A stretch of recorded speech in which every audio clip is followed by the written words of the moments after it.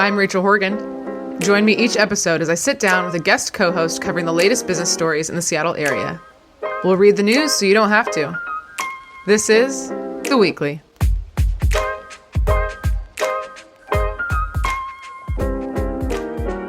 Welcome into The Weekly Seattle. Regular listeners, you may be thinking, hey, that's not Rachel Horgan. Sadly, it's not, but don't be too sad. Rachel right now is sipping chilled Frascati on a picturesque rooftop bar in Rome. She's there on a work trip, but I assume she's also drinking some wine. She will be back to host the show June 4th. For now, you've got me, Nick Patri. I help Rachel with editing the show, and I also work as a communications and podcast strategist. Joining me today to talk about Seattle drinks, restaurants, and secret cocktail doors is Zach Geballe. Quick bio on Zach. Zach Geballe is the co-host of the VinePair Podcast, where he covers the drinks industry with an eye towards trends, business insights, and the challenges and opportunities facing the industry. Previously, he was the wine director for Tom Douglas Restaurants in Seattle and spent 2 decades in Seattle's hospitality industry. On the writing side, his latest piece for VinePair.com came out on May 18th, earlier this week, exploring how some wineries are rethinking the shapes of their bottles to stand out on crowded wine shelves. Zach, welcome in. Nick, it's a pleasure to join you on now the third different podcast that we have appeared on together over the years. 2 of them now are currently ongoing, so that's something. One of them, rest in peace. Yeah, Zach references my podcast Cold Cans, which was originally about reviewing basically macro brews, and Zach was a guest a few times, bringing his expertise to the show. I just need to give a little bit of backstory here. Not that the listeners to The Weekly give a damn, but what's funniest about this is I met Nick in part because he was helping engineer and produce the VinePair Podcast in its early days when we used to record or I used to come into the recording studio where we are now and do that before COVID and all those things. And despite the fact that it was a drink-centric podcast that we did for some number of months at least, Nick did not tell me or reveal to me in any way that he, in fact, hosted a podcast about beer with his friend Joey until one day when he basically hustled me out of here because he had to record another podcast about beer. And I was like, wait, excuse me? How did you not tell me about this? This feels insulting to me. And I think, he was a little, maybe embarrassed about the quality of beer knowledge on display on that podcast. But what he and Joey lacked in beer knowledge, they made up for in a lack of knowledge about anything else. I can't argue with anything you just said, honestly. Yes, I was shy to mention it to an actual drinks professional that I was doing a beer podcast because the whole premise of the show is we didn't know that much. We were just going off of the taste and when you would enjoy, like Miller Lite, for instance. Yeah. Also, there were a lot of weird, like borderline psychedelic bits at times. Anyhow. We did, yes. Okay. Beyond my podcast history, today, we are going through some news stories about restaurants, drinks. I'll give you the lineup now, and then we'll jump into it. 4 stories today. We're going to start with one that Zach actually wrote for VinePair about a secret cocktail door at the Seattle Mariners T-Mobile Stadium. Then we're going to get into the James Beard nominees from Seattle for 2026, and then pivot a little bit more deeply into the restaurant topic and talk about Seattle restaurant groups as a whole and then parlay that into a story about ways restaurants are trying to bring more people in, maybe on nights that are usually not as busy, and make their whole business more sustainable. So let's kick it off. It's baseball season. You wrote a piece on April 9th for VinePair about a special drink at Seattle Mariners games. Can you give us the lowdown on what that was? Right. So the story kind of starts actually in 2025 when I wrote a piece for VinePair about beverage programs at stadiums and arenas, and the Mariners and T-Mobile Park were one place that I spoke to. And what interested me about that was noticing from a mix of going to games and then also kind of just being aware of what was going on nationally that a lot of different arenas, stadiums, et cetera, were really putting more money and effort into their beverage programs. And that was an interesting piece to report on. And as a sort of side note to that, when I was meeting with the folks at T-Mobile, and especially the person from Sodexo, which is the essentially like contractor that handles all of most of the food and drink operations at T-Mobile, she mentioned that the Mariners and T-Mobile Park were part of a pilot program in Seattle with the other big sports venues, so Climate Pledge Arena and Lumen Field, to allow them to serve for the first time cocktails that you could take back to your seat. Because previously, for a while, you were not allowed to serve hard alcohol outside of very confined spaces. And then even for a while longer, the Liquor Control Board in Washington only allowed you to kind of serve above, like, I think 10% alcohol in a very confined space. Mm-hmm. And where at T-Mobile Park, those were either like the suites and the Diamond Club, which are obviously very high-end experiences. But then within the stadium itself, for people who were not in those seats, the only bars were kind of weird corners of the stadium where you couldn't really watch the game very well. So it was this odd tension where if you wanted to have a cocktail, you had to be there to drink it, and you couldn't really watch the game. And so they had been working on a variety of ways to kind of navigate that, but fundamentally they were most excited about this pilot program. And so I had sort of showed interest in this. Obviously, it's very much in line with both my professional interests and personal interests. Yeah. And so what happened was I was sort of reaching back out to the team before the season started to sort of ask, hey, you know, what is the follow-up to this? Because they were just sort of trying it out in 2025, and I knew, or I assumed, that they were going to be doing it more robustly this season. And what I heard back from one of my contacts there was basically like, well, we're doing something strange and maybe fun. And the secret cocktail door was not really told to me as a, like, here's the story behind it. It was kind of like, well, I was going to opening night anyhow. And they were like, well, you know, maybe walk around the stadium, maybe in a specific part, and kind of keep your eyes open for something that looks a little strange, and then maybe just like kind of knock on the door. I love this. I love the mystery of it. And it was in sort of, so I did this, and the intention was not even necessarily that I was going to write about it, because it was kind of like, I just was curious. And I went there, I was there with a friend, and we knocked on the door. We got the cocktails, which were called the Atmospheric River. They were these sort of ridiculous blueberry and cream vodka things topped with blue cotton candy that looked kind of like an enormous cloud. And your favorite type of cocktail. Totally. Yeah. Yeah. They nailed me absolutely spot on. And, you know, I took some pictures of it, posted about it, because I just thought it was interesting. And one of my editors at VinePair was like, hey, do you want to write about this? Which I hadn't even pitched it, because A, I didn't really know what it was going to be, and B, you never know if something like that's going to have broader reach for a publication that has a national and to some extent international audience. And so, but I did, and I followed up with the team, and the team was very kind of circumspect about it, as I expected they would be.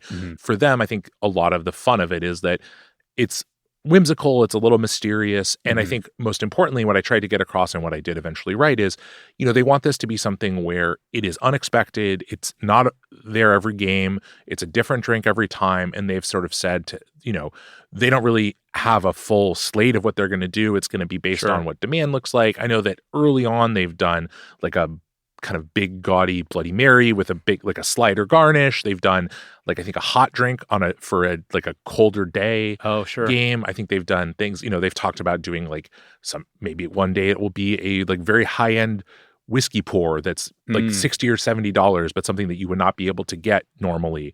So I think the idea is for it to be fun. And what came out of all my reporting and is of interest to me is the team there, and it's not at all limited to beverage alcohol even, is constantly thinking about, okay, how do we continue to be both doing things that, yes, are going to get some traction on social media, that are going to be interesting for folks, but also are going to be a little more individualized, I guess is maybe a way to put it, in the same way that teams do giveaways over the course of the season, which can include all sorts of different, you know, they've got the bobbleheads and the jerseys and the t-shirts, but also weirder stuff like the fanny pack hat that the team did earlier this year and stuff like that. And so the idea is to kind of create, in all these different ways that people interact with the experience, something that is both distinct maybe to the specific game you go to and a little bit hard to plan for.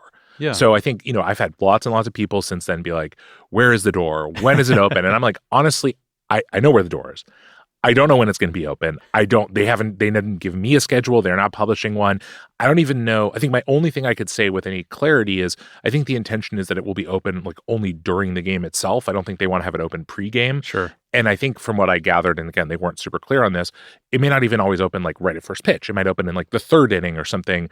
And there's a limited number. It's just kind of a like, you're there and you get it or you don't. And I think that kind of makes it more fun. Yeah, totally. And to your point about like Instagrammability of it is off the charts for sure. Right. And I won't make you spill any details, but it did kind of seem like it's literally like a home plate shaped wooden door in a concrete exterior wall. I mean, they found basically like a little space that they could essentially carve out to make, I don't know what was in there before. Okay. But that It's like basically a closet or something. It's something, previously. yeah. You can't get a very good view in when you go to the door, but I think it's basically like enough room for like 1 or 2 people to work in, and it's covered up most of the time.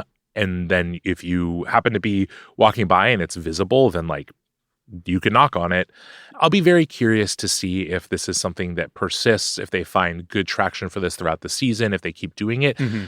I also have sort of joked, because when I first was told about this sort of with very vague details, I was like, are they creating a speakeasy in the stadium? And I really would like them to. That'd be cool. I don't know how you would do that, and I kind of think fundamentally it's probably not a very practical idea, but that has never stopped me from suggesting ideas anyhow.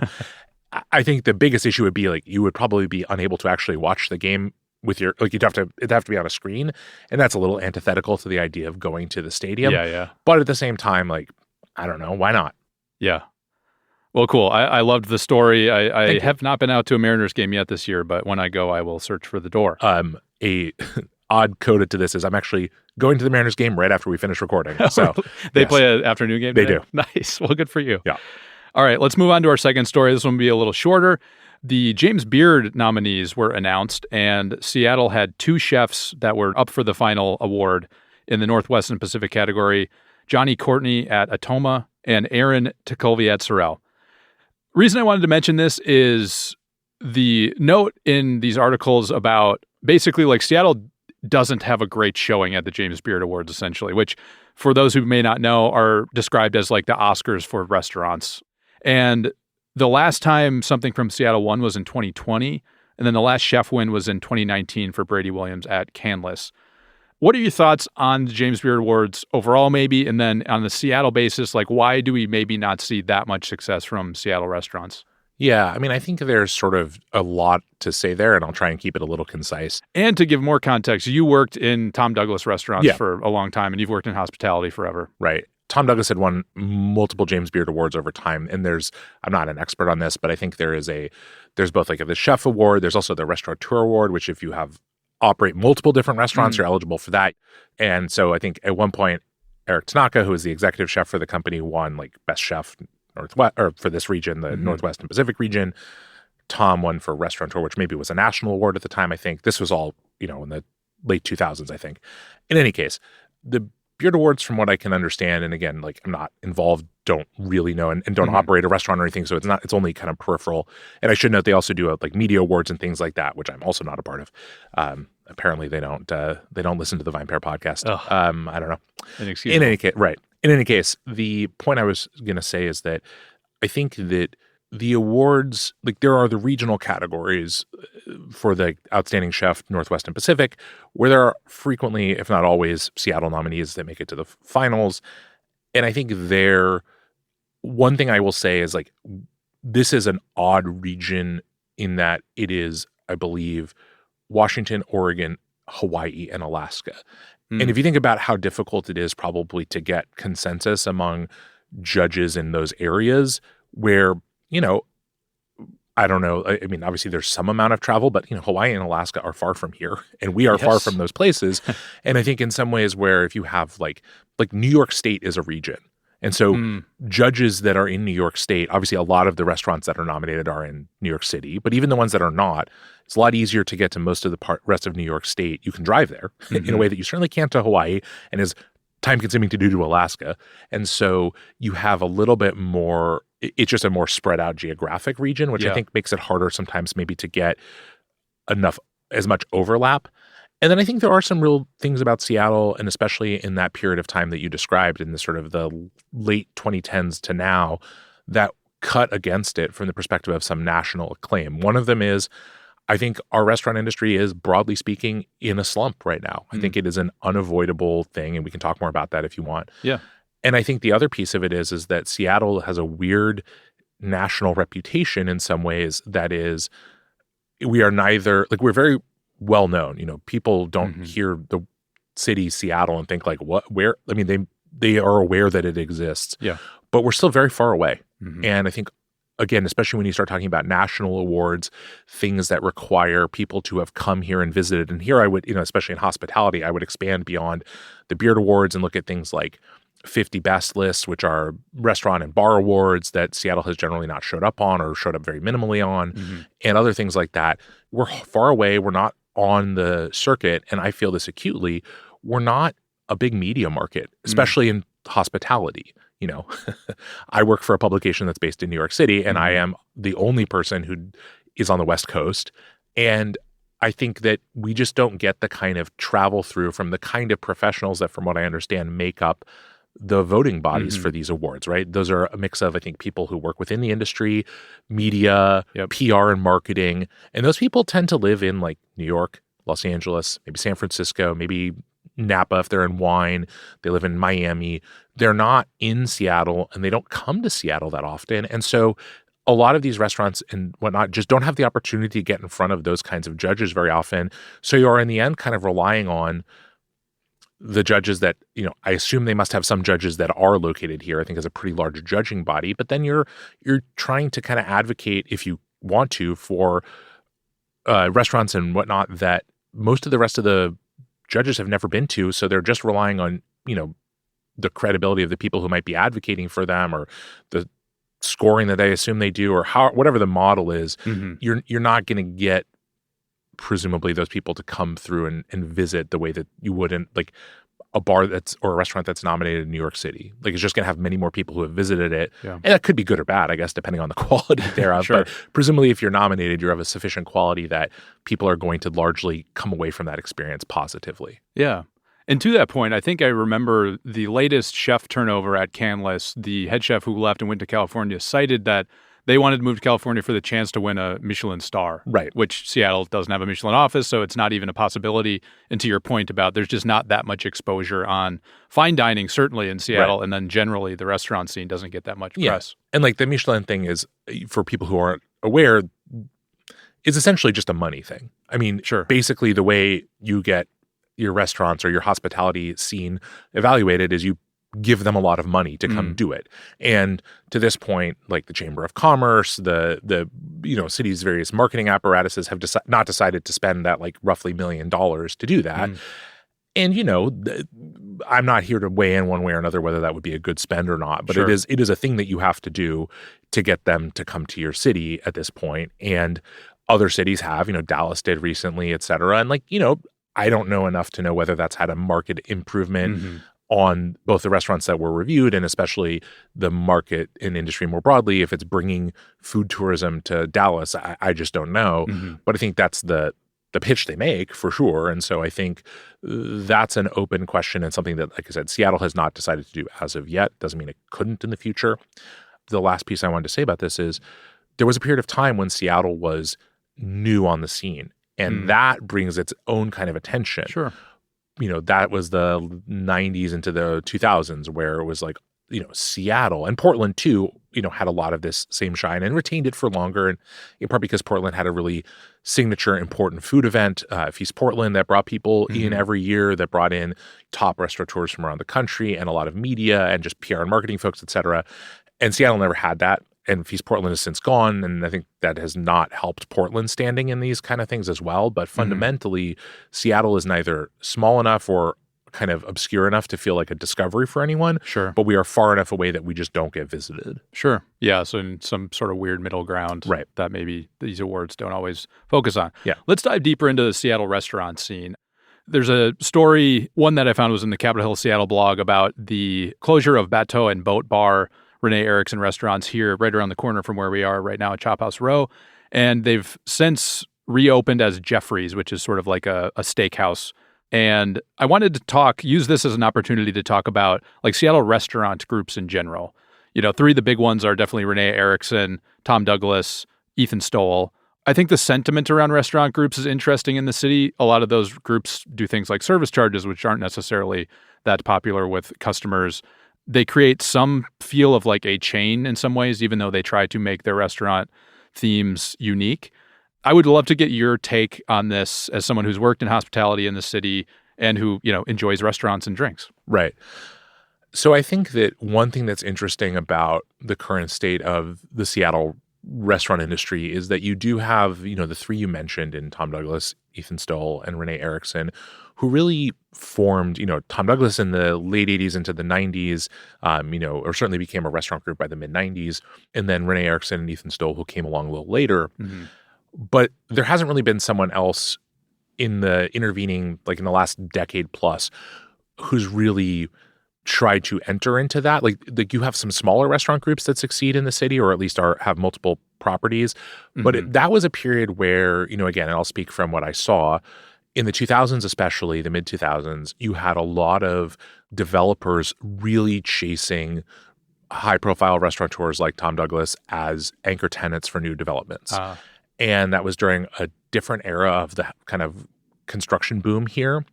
And the idea was, hey, we're going to put a restaurant from this highly regarded restaurant company in our ground floor of our mixed use building, right? We're maybe building condos and retail on the ground, or apartments or whatever, or maybe it's an office building with retail on the ground, whatever.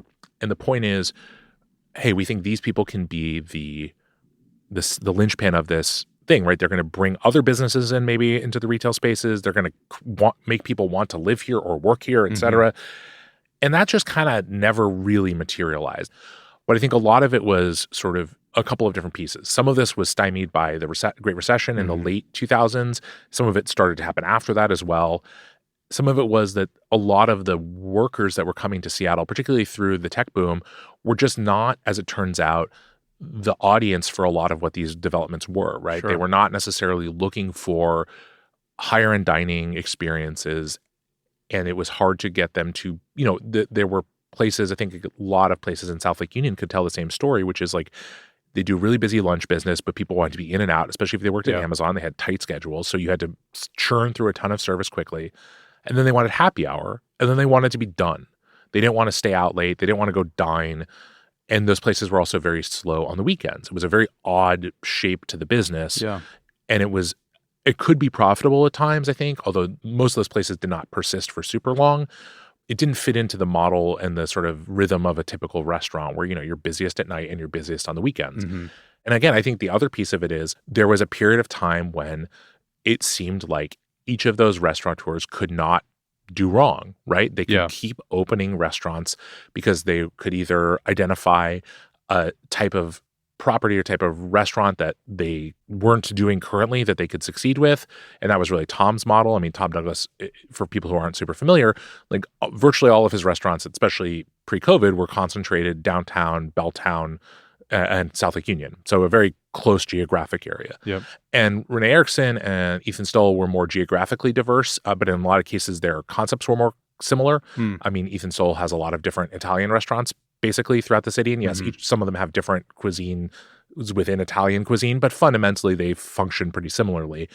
But his idea was, I'm going to put these in a lot of different neighborhoods.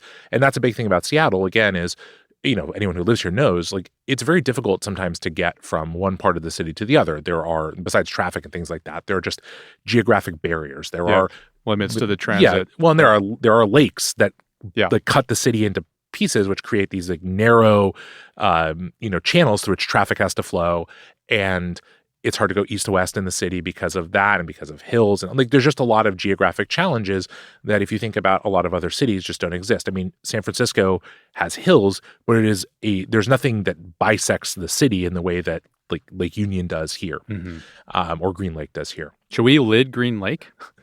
No, sorry, keep going. That's a different episode. You got to have a different specialist on for me. Keep going. In any case, the thing for someone like Ethan Stowell, I think that worked was, hey, I'm going to put my restaurants in these different neighborhoods, recognizing that people wanted to go have nice food, but they didn't always want to get in the car and go downtown. I think that's been the biggest change in Seattle's restaurant industry too, is the downtown area is no longer the draw for dining unto itself that it used to be. People still come in for events, right? They come in for sporting events. They come in for concerts and the symphony and the ballet. Well, the ballet is in Seattle Center, but whatever. They come in for big events, but they don't necessarily come just to dine. And that's because it's gotten more expensive to park or difficult to park.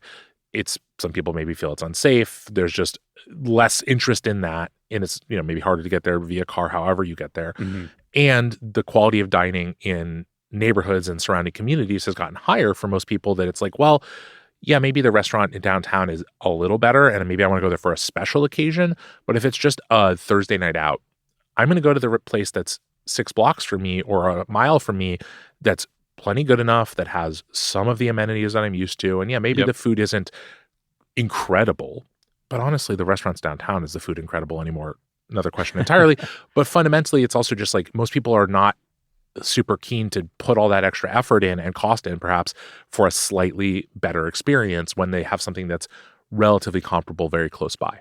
It does seem like Tom Douglas of those three probably closed the most restaurants in the COVID era, maybe because they were all concentrated downtown in South Lake Union. I mean, again, I can't say directly. Sure. I think that that's probably part of it. I also think that there's a question of kind of when you go through what the industry, and again, this is not a Tom Douglas or a Seattle specific thing. Obviously, the whole industry globally, but especially in this country, went through a lot of reevaluation through COVID. I think there was this question of like, well, what is the dining public going to want coming out of COVID? And no one anywhere has gotten that 100% right, in part because when we quote unquote got out of COVID and what people have wanted has really changed a lot over the last 4 or so years. And decisions that were made in 2022 and 2023, some have looked savvy and some have looked short-sighted. And that's for everyone. Like that's just, it was a very difficult time because the landscape was changing very quickly and unpredictably. And for an industry like all of us that had never been through something like that, there was no roadmap. There was no way to know what it was going to look like. And if you look at a lot of the places that have closed or changed hands, yes, COVID drove a lot of that. But like most things in most industries, COVID was just an accelerant for an existing trend. It didn't create a lot of these challenges unto itself. And I think one of the biggest ones was just a lot of these places were not viable as especially costs rose. And those costs were not just the lease costs, but also labor, which is something we can talk more about. Yeah. Because I think it is a thing I've tried to write about and never quite gotten the way I wanted it on the page, is like there is a fundamental element to the hospitality labor market in Seattle and to some extent the West Coast more broadly that is very challenging for the hospitality industry to navigate. And again, I'm going to be very clear from the jump here. This is not meant to say like these policies are wrong-headed or that there is not a good reason for them or that in the cases where they've been voter approved that voters did something wrong. They just have downstream consequences for hospitality that aren't always well understood even by the hospitality industry at the time.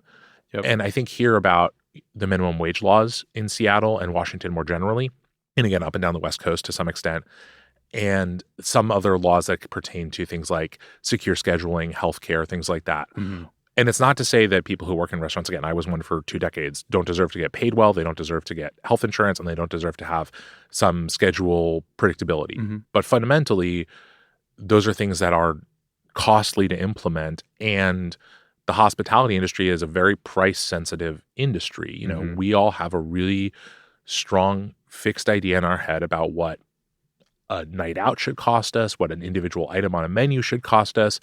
And when those prices go well beyond that to support policies that we probably voted for, there creates a sort of negative feedback loop where people stop going out as much, they stop spending as much, which makes it both harder for the restaurant companies to provide those kinds of benefits. And the response in a lot of cases to those laws has been, we are going to do everything in our power to cut our labor costs. So we're going to have fewer people working. We're going to have people working shorter hours. We're going to schedule almost all of our staff to be there just for the busiest hours. And to come back to the question about the Beard Awards, I would bet that one of the things that has held Seattle back is the service in a lot of restaurants is a struggle. And staffing in general is a struggle. It's harder to retain skilled staff. It's expensive to do so.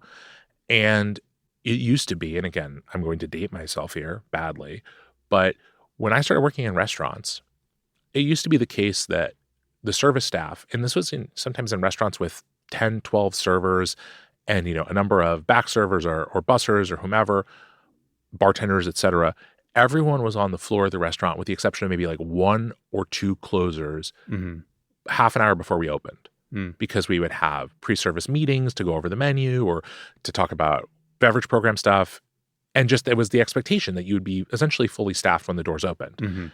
And no one does that anymore. No one can afford to. You can't afford to pay people for multiple hours where they're probably not doing very much, certainly not very much that is critically important to the restaurant. I mean, I think about all the time I spent like cleaning stuff in the restaurant. And not that stuff doesn't need to be cleaned, but fundamentally, restaurants don't want to pay someone what they are paid now to fold napkins. Like it's just not a very good investment of time and money. Yeah. Interesting point. And obviously a huge topic to cover, and there's no one reason why any of these are closing or why maybe restaurant groups make more sense versus individual practitioners. I think they're also trying to keep up with, like we talked about, changing consumer desires. Right. And I think that'll bring us into our last story here. This was from a Seattle Met article, Naomi Tomke, and it was titled, Are Monday Nights the New Happy Hour? It was about Aslan Tangletown location. They added a, quote, girl dinner on Monday nights, which was fries, a Caesar salad, and 2 cucumber lemontinis for $40. So basically a gimmick to get people to come out on a night, Mondays, that usually aren't that populated at restaurants. So this gets into what we're talking about of like restaurants need to change some things to bring people out more. Visitorship at restaurants is down, has been declining, COVID being the true bottom of it. But let's talk about this from like a consumer perspective and what maybe restaurants can do to bring them back out. Right. And I think sometimes this is where almost the psychology of this is more interesting than anything else. Sure. And it's that what restaurants and bars and whatnot that have succeeded in this way and for time immemorial have succeeded almost as much with the perception of value as with actual value. Sure. And I think this is manifest in a lot of different ways. The girl dinner at Aslan is just one example of this. But I think it's if you convince people that they are getting a deal, they will believe they are whether or not they are. And again, I'm not here to say that you're not getting a deal at that or anywhere. But happy hour, which was a huge thing in Seattle in a previous era, both afternoon happy hours and late night happy hours, and in a way that was more robust and more developed than almost anywhere else in the country. Like it was a very cultural thing here. But a lot of the way that restaurants made that work was, okay, we're going to charge you significantly less, but you're also getting a smaller portion. Right. And that might have fit the occasion better for people. Like maybe that's that weird liminal period where it's not dinner, but it's just enough after lunch that you're hungry. But it's also like the restaurant is like, okay, well, we'll sell you a smaller version of the same thing for less money, but it's still maybe costing out the same, or maybe we're even making a little more money on this. Right. Or we're having, we're running drink specials, but we're charging full price for food, or vice versa. Or like there are ways to massage that where fundamentally, yes, you are trying to bring people in those shoulder times or shoulder days, the periods that are less busy than your presumed peak time, and relying, as is in Naomi's piece, on essentially like being busy. And this is, I think, a thing that is like very true to me and very hard to explain in a way to someone who is either not experienced in the hospitality industry or just doesn't think about it this way. The vibe in a busy restaurant or bar is so fundamentally different from the vibe in a half full one or even less. And everything about your experience, the quality of the food and drink, service, et cetera, can be exactly the same, but you're going to walk out of that busy restaurant feeling satisfied in a way, most of us at least, that the half full or less restaurant cannot replicate. And one of the challenges that restaurants in Seattle have faced for quite a while now is really hard to be full unless you're very small. And there's like, again, Nick, I could talk forever about this. I won't for the sake of the audience.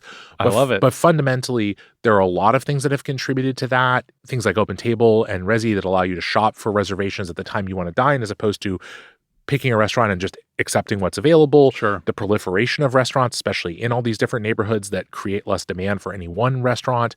Just people generally not wanting, especially in Seattle, not wanting to eat or drink late. This is a terrible city for late night dining and drinking, broadly speaking, in a way that is not true in all other cities. And then more to the point for this piece and this topic now, you also have to then figure out, yes, how do you get people to come in on those days that they have not traditionally done so? And if you give them a gimmick, you give them a hook, you bring them in. I mean, in a way, no different than a secret door that dispenses cocktails. Exactly, yes. You give them a reason to come, something that feels special, that is limited, right? It's a one night a week thing. So you can't just be like, well, I'm going to have the girl dinner any night of the week. You got to go have it on Mondays. It creates demand. It creates buzz. It creates, now they're having to take reservations on those nights when they were thinking of closing. Like that's a big change for a business. And then it gives you the ability to perhaps turn some of that visitation into visitation on your other nights, not for the special, but for other things. You create loyalty, you create a sort of permission structure for people to come out. Because a thing that I think is very true, and it's funny, like the episode of the VinePair podcast that will come out tomorrow as we record this touches on not this specific topic, but something very related in drinks, which is like people want to go out to eat. That has not changed. So what are the friction points that are stopping them? And cost is by far the biggest one. It's always true, but it's especially true right now. And so if you can find ways to not necessarily make the cost way lower, although that's part of it, but more to vehemently and vocally kind of advocate for the value that you are providing. I mean, one of the most successful restaurant properties in America right now is Chili's. And the way that Chili's has done this is by pricing low, but not saying we are less expensive than another full service restaurant. They are saying, actually, we are essentially the same price for you to come and have a meal here as you would pay to go to McDonald's. But here, you get to come get served, you get to sit down, you're not eating your Big Mac in your car or whatever. Right. And they have had a tremendous success, in part because, yes, maybe they have an $11.99 meal, but, people get a drink or two, or they get dessert, or I don't know exactly what the meal entails, but fundamentally they're able to both upsell off that and also just get people through the door. And that means that you're then able to generate, and again, Chili's is a national chain with economies of scale that Renee Erickson can't match. But fundamentally, the idea is if you can get people through the door and you can get them there in sufficient quantities, you should be able to find a path to profitability. It is, I think, impossible to operate a restaurant profitably when it's never full. Like it just, there's no way the math can math for you. I don't care what you charge per person. If you can get to full, you at least stand a chance. And that, I think, is what this kind of thing is about. Now, this model can't work for every single restaurant. Not every place can run a special on Monday nights. Otherwise, you are going to eventually cannibalize that audience. But the first movers are having an advantage right now. And that doesn't mean that you can't then target Tuesday night, Wednesday night. Hell, run specials on Saturday night. Like that should be a slam dunk night for restaurants. But in a lot of restaurants in the city, it's not. Maybe you got to be more aggressive in marketing that night and get people who, on the night when they do want to be out, when maybe they do want to have 2 or 3 drinks, they do want to, stay out later. Like, again, maybe you're targeting the earliest and latest seatings on those nights because you're having a hard time filling those tables. It's just a lot of people in this industry, whether it's hospitality or where I cover a lot, in beverage alcohol, do not want to talk about marketing and do not want there's a lot of belief that this is better than. That this is there's an artistry to this. And I don't mean to say there isn't. I mean, there's artistry to cooking and to winemaking and all those things. And I believe in that. But also fundamentally, like, we live in a capitalist society. If you want to sell it, and you can't, if you want to have a business, you have to have at least some willingness to engage with the business side of the business. And so if you think that you don't need to do that kind of marketing, you are wrong. Like, you have to sell yourself. You have to sell your restaurant. You have to sell your product. And not that you have to do it incessantly or crudely. You just have to make the value proposition to people in a way that they will understand. And for, Aslan, that was Girl Dinner. And for other restaurants and hospitality properties, it might be something else. But if you can't do that, if you won't do that, I don't think you can succeed now. Yeah. You guys did on VinePair an episode about changing revenue ratios in restaurants. And that was kind of about how drinks used to be the primary mover in terms of the underlying cost versus what you're able to charge customers. You had a nice quote that I think applies here. You said, restaurants and bars are almost always a volume business. And if you're kneecapping your ability to sell multiple drinks because you're intent on getting the maximum profit out of the first one, you're not doing it right. Exactly. So maybe to your point, like lowering even food prices, specials, whatever, to get people in, and then you can turn that table over faster, or maybe they buy multiple things now because you actually got them in the restaurant, is a big step towards actually filling up your restaurant. Right. And it's not to say that, like, the secret to succeeding is just cut all your prices. Like, you have to understand this. Sometimes it's about cutting the price on one thing so that you can perhaps charge more for other things, or that you can, rely on higher volume. But like I said before, I don't think you can successfully operate a restaurant that's never full. And I think the point about, selling, what you do to sell drinks, I think is particularly true, but it's also because people treat drinking while out as optional, as it is, obviously. If you go out to eat and you don't eat, kind of what are you doing? Right. But if you go to a restaurant for dinner and you don't have a glass of wine or a cocktail or a beer or whatever, many people do that by choice, but a lot of people also are daunted by the cost, or they will have a drink when maybe they really want 2. But if you charge them, say, $20 for one glass of wine, they'll probably not order the second. But if you charge them $14 for the first glass of wine, maybe they'll get a second one for $14.